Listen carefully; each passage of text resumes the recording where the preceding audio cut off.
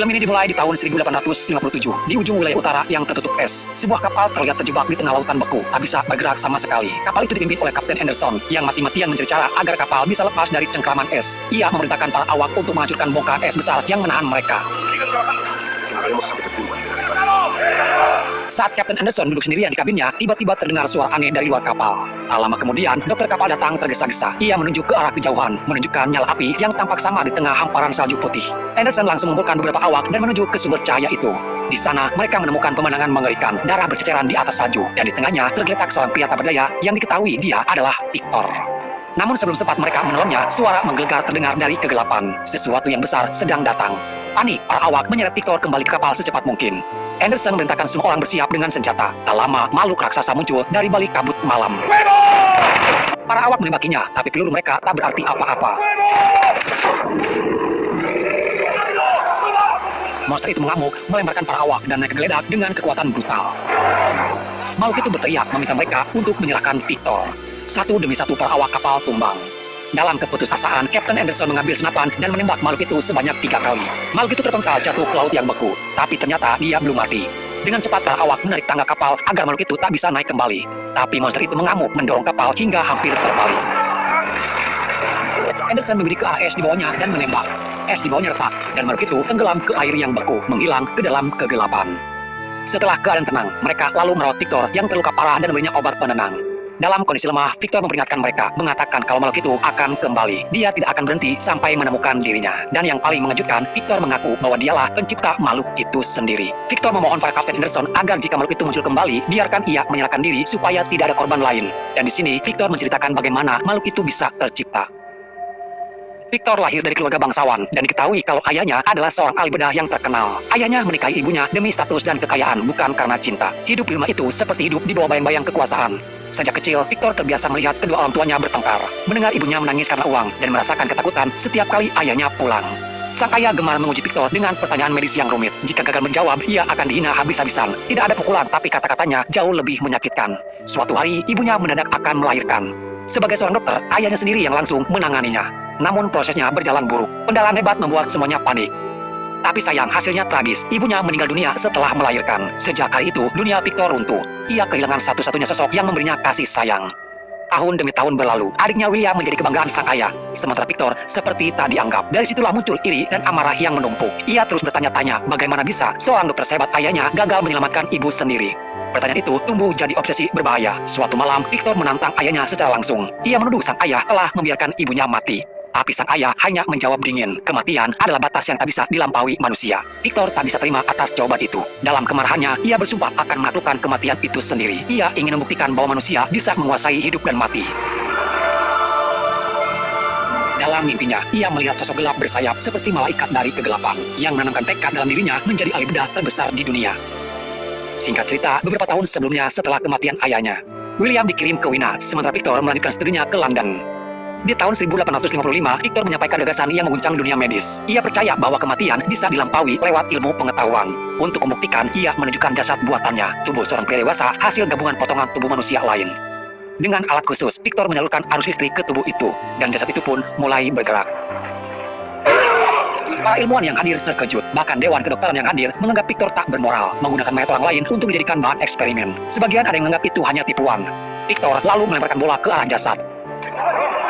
Dan semua orang terdiam karena tangan buatan itu menangkap bola tersebut. Dengan penuh semangat, Victor berkata itu otaknya yang memutuskan untuk menangkap. Tapi bukannya kagum, para dewan malah mengusirnya dari ruang akademik. Malam itu Victor berjalan sendirian di jalan Edinburgh. Dikuasai rasa frustasi dan kebanggaan yang bertabrakan, di sanalah ia bertemu Hendrik Herman, seorang pria misterius yang mengaku utusan dari adiknya William. Hendrik kagum pada penemuan Victor, tapi juga memperingatkan bahwa semangatnya bisa jadi bumerang. Ia mengundang Victor ke rumahnya dan menjanjikan sesuatu yang bisa mengubah hidupnya.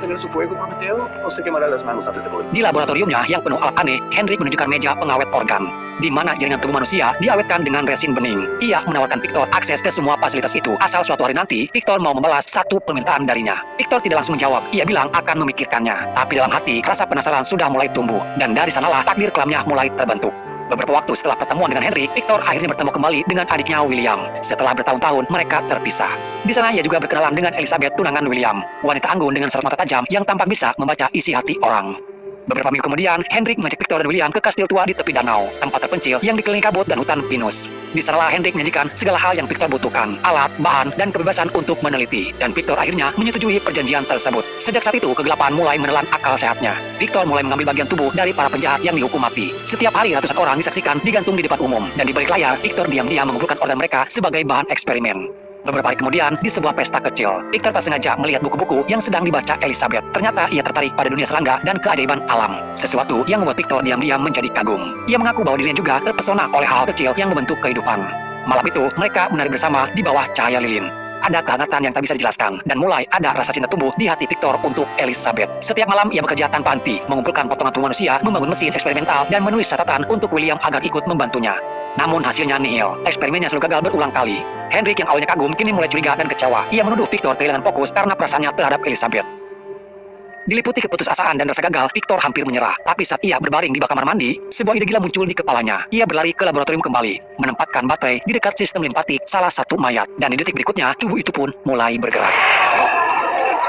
Victor terpaku, jantungnya berdetak cepat. Ia sadar ia telah menemukan kunci kehidupan. Tak lama kemudian, Victor dan Hendrik pergi ke medan perang untuk mengumpulkan tubuh para prajurit yang gugur. Dari sana mereka menyusun kembali tubuh baru dan potongan tubuh yang masih utuh. Laboratorium itu berubah menjadi tempat mengerikan. Di sana ada tumpukan organ, potongan tubuh, dan darah kering di setiap sudut. Hendrik merekam setiap tahap eksperimen dengan kamera. Akhirnya, setelah berminggu-minggu, tubuh buatan itu selesai dirakit. Victor menyiapkan seluruh mesin, memasang kabel, dan menegakkan tubuh ciptaannya di atas tiang konduktor. Di luar, badai petir mulai mendekat. Namun saat mencari Hendrik, Victor menemukan sesuatu yang mengejutkan. Hendrik bersembunyi di balik cermin besar. Tubuhnya lemah, rambutnya rontok. Dengan suara berat, ia mengaku menderita kanker tulang stadium akhir. Dan mungkin hidupnya sudah tidak akan lama lagi. Dan inilah alasan Hendrik mau membiayai semua proyek ini, karena tujuannya agar supaya jiwa Hendrik bisa ditempatkan di tubuh baru itu. Tapi Victor menolak. Ia berkata penyakit itu sudah menyebar ke sistem saraf dan pemindahan tidak mungkin dilakukan. Hendrik putus asa, lalu memanjat menara untuk menyiapkan alat penangkap petir. Di puncak menara, di tengah kilat yang menyambar, ia menawarkan uang, kekuasaan, bahkan Elizabeth agar Victor mau melakukannya. Tapi Victor tetap menolak. Dalam kemarahan, Hendrik menarik salah satu perangkat dan terjatuh bersama alatnya. Tubuhnya hancur di bawah menara. Tanpa waktu untuk berduka, Victor kembali ke ruangan eksperimen. Ia menyalakan generator, menunggu badai datang. Ketika kilat menyambar, arus listrik mengalir ke tubuh rakitannya. Mesin bergetar keras, ruangan menyala terang, otot-otot itu menegang. Jaringan tubuh mulai bergerak. Namun setelah badai mereda, tubuh itu kembali diam. Victor putus asa dan memalingkan tubuhnya di kasur, merasa semua usahanya sia-sia. Namun ketika dia terbangun, dia dikejutkan oleh sosok tinggi besar ada di hadapannya. Momen menakutkan bagi Victor sekaligus kagum karena ternyata eksperimen dia berhasil menciptakan makhluk hidup buatannya sendiri. Ia meniru setiap gerak-gerik Victor, mengangkat tangan pelan seolah berkata, "Aku sepertimu." Ketika cahaya matahari menembus jendela laboratorium, makhluk itu menatap sinar itu dengan heran. Dengan suara bergetar, Victor berkata, "Aku Victor." Dan makhluk itu pun mengeja ucapan itu dan mengulang nama Victor. Momen itu hangat sekaligus mengerikan. Victor memeluk ciptaannya, membawanya ke ruang bawah tanah dan menunjukkan air yang mengalir. Makhluk itu menatapnya penuh rasa ingin tahu, terus mengulang namanya seperti anak kecil belajar berbicara. Namun rasa kasih itu tak bertahan lama, karena walau bagaimanapun, Victor masih belum tahu karakter dari makhluk ciptaannya. Victor merantai makhluknya demi alasan keamanan. Setiap kali ia pergi, makhluk itu mencoba mengikutinya, tapi tertahan rantai. Victor percaya ia bisa membentuk makhluk itu sesuai kehendaknya. Tapi yang terjadi justru sebaliknya. Rasa takut mulai tumbuh di dalam dirinya sendiri. Waktu terus berjalan, makhluk ciptaan Victor tumbuh semakin kuat. Victor memperlakukannya seperti seorang ayah membimbing anak, mengajarinya berbicara, membaca ekspresi, hingga memahami benda-benda di sekitarnya. Dalam kebingungan, ia mengambil pisau cukur dan melukai dirinya sendiri. Victor panik langsung berlari menghentikan aksinya. Tapi sebelum sempat menolong, luka itu sembuh seketika. Daging dan kulitnya menutup kembali tanpa bekas. Victor terpaku. Ia sadar ciptaannya kini bukan sekedar hidup, tapi melampaui batas manusia. Di waktu yang sama, William dan Elizabeth datang berkunjung. Victor yang tengah frustasi karena makhluknya hanya bisa menyebut satu kata namanya sendiri. Meledak dalam kemarahan, ia membentak, membuat makhluk itu gemetar ketakutan. Namun saat mendengar tamunya tiba, Victor buru-buru menenangkan diri. Ia menyebut mereka dengan senyum ramah, menyembunyikan rasa bersalah di balik wajahnya atas kematian Henry. Ia mengajak William berkeliling laboratorium, memamerkan penemuan-penemuan barunya. Sementara itu, Elizabeth mendengar ada suara aneh di koridor. Karena penasaran, ia pun berjalan sendirian mencari suara tersebut. Dan di sana, di ruangan gelap berbau lembab, makhluk itu menatapnya. Mereka saling diam, saling mengamati. Rasa takut di mata makhluk itu perlahan berubah jadi mendekat, mengulurkan tangan, dan dengan suara lembut bertanya, "Siapa yang menyakitimu?" Makhluk itu tak menjawab, hanya menatapnya seperti anak kecil yang baru mengenal kasih sayang. Elizabeth yang kini tahu kebenaran di balik rahasia Victor memaksa penjelasan. Dengan berat hati, Victor membawa William dan Elizabeth ke ruangan bawah tanah, menunjukkan makhluk yang ia sembunyikan selama ini. Ia menjelaskan bahwa makhluk itu memiliki kemampuan regenerasi luar biasa. Luka sedalam apapun bisa sembuh dalam hitungan detik. Elizabeth pun perlahan ikut mendekat. Ia berbicara lembut, menanyakan seperti berbicara dengan anak kecil. Makhluk itu tampak tenang di hadapan Elizabeth. Elizabeth hanya tersenyum dan menyebut namanya dengan lembut. Sejak saat itu, hanya ada dua nama yang makhluk itu ingat, Victor dan Elizabeth. Victor mulai takut. Ia memperingatkan Elizabeth agar menjauh. Khawatir makhluk itu bisa mencelakai siapapun tanpa sadar. Tapi Elizabeth bersikeras. Ia melihat sisi manusia di balik wujud menyeramkan itu. Menurutnya makhluk itu punya hati dan pantas diperlakukan seperti manusia. Di keesokan harinya, Victor diam-diam membawa William ke laboratorium dan menunjukkan jasad Henry. Victor mengatakan bahwa makhluk itu yang telah membunuh Henry. Dia juga menjelaskan bagaimana berbahayanya makhluk tersebut. Untuk menghindari sesuatu hal yang tak diinginkan, Victor meminta agar William segera membawa Elizabeth kembali ke kota. Dan William bersama Elizabeth pun kembali dengan alasan kalau ada urusan yang lebih darurat untuk mereka selesaikan. Victor adalah orang yang sangat jenius, tapi kejeniusannya kalah oleh rasa takut dan kekhawatirannya sendiri. Yang awalnya ia kagum atas apa yang telah ia ciptakan, namun ia juga selalu dihantui oleh rasa kekhawatiran berlebih hingga membuat dia menjadi sangat gelisah. Dia akhirnya mengambil keputusan untuk menghancurkan ciptaannya sendiri di kastil itu, menyirami semuanya dengan bensin dan mengurung ciptaannya di sana. Sebelum pergi, ia membakar seluruh laboratoriumnya. Api menjalar cepat, menyelimut mesin dan dinding batu. Dari balik kobaran, terdengar raungan memilukan. Suara makhluk itu memanggil penciptanya. Tak bisa dibohongi, timbul rasa penyesalan hingga ia kembali untuk masuk. Namun semuanya sudah terlambat. Sebuah ledakan yang mengembaskan tubuh Victor. Rantai yang menahannya mulai meleleh. Logam panas membakar kulit sintetisnya. Dalam kepanikan, ia berusaha melepaskan diri dan akhirnya terjatuh ke sungai di bawah menara.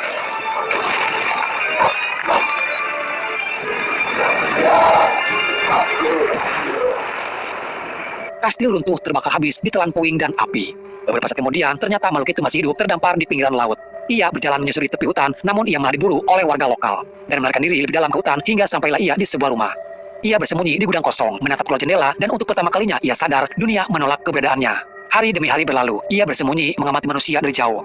Dari rumah itulah dia banyak belajar tentang manusia, bagaimana manusia hidup dan belajar berbicara. Beberapa hari kemudian, keluarga pemburu itu harus pergi ke pegunungan dan hanya meninggalkan lelaki tua buta di rumah tersebut. Saat itulah makhluk itu memberanikan diri masuk. Lelaki tua tersenyum ramah dan mempersilahkan duduk. Untuk pertama kalinya, makhluk itu merasakan kebaikan tanpa penilaian. Ia merasa diterima, bahkan mungkin disayangi. Tapi kebahagiaan itu tak bertahan lama. Si tua diserang oleh kawanan serigala yang masuk ke dalam rumah. Si makhluk atau kita sebut saja dia si pria besar masuk, namun semuanya sudah terlambat. Si tua tewas karena diserang oleh para serigala. Tepat di waktu bersamaan, orang rumah kembali dan menuduh kalau si pria besar itu yang telah membuat kekacauan. Dia ditembaki, tapi seperti yang kita tahu, peluru tak akan bisa membunuhnya. Dan tanpa sengaja, ia menewaskan seseorang di sana. Ia terus berlari sampai akhirnya tiba di reruntuhan kastil, tempat ia pertama kali diciptakan. Di antara puing dan abu, makhluk itu berlutut menatap langit yang kelam. Dari sanalah ia tahu dari apa dia diciptakan. Dan untuk pertama kalinya, si pria besar bisa meneteskan air mata. Beberapa waktu setelah semua tragedi itu, Victor mencoba memulai hidup baru. William bersiap untuk menikah dengan Elizabeth.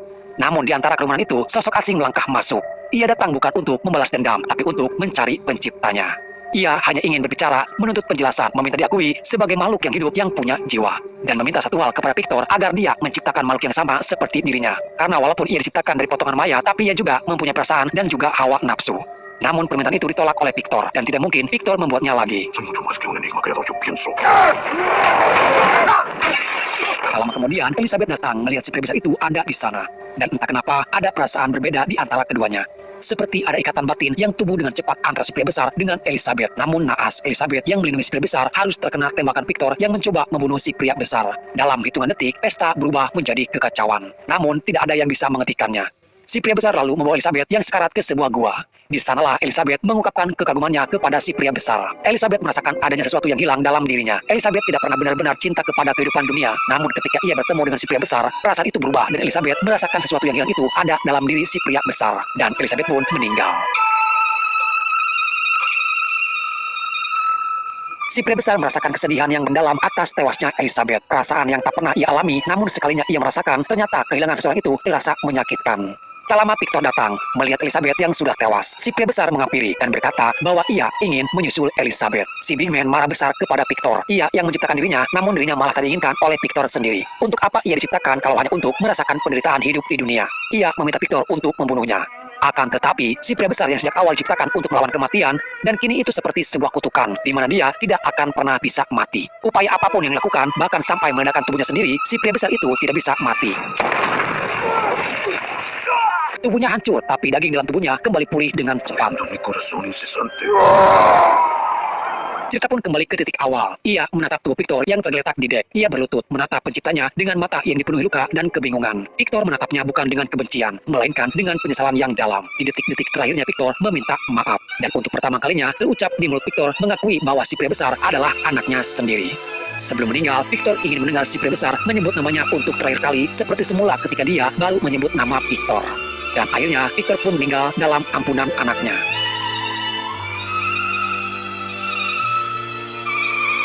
Captain Anderson membiarkan dia pergi. Dan dengan kekuatannya, si pria besar mendorong kapal itu dan akhirnya kapal yang terlempar itu bisa melaju kembali. Sementara si pria besar berdiri di antara kabut perlahan tenggelam dalam badai salju yang membisu. Dan di sanalah semuanya pun berakhir. Sebuah kisah tentang manusia yang menciptakan kehidupan tanpa pernah siap menghadapi jiwa di baliknya. Tentang makhluk yang hanya ingin dimengerti. Dan tentang cinta, kesepian, serta dosa yang tak pernah bisa ditebus.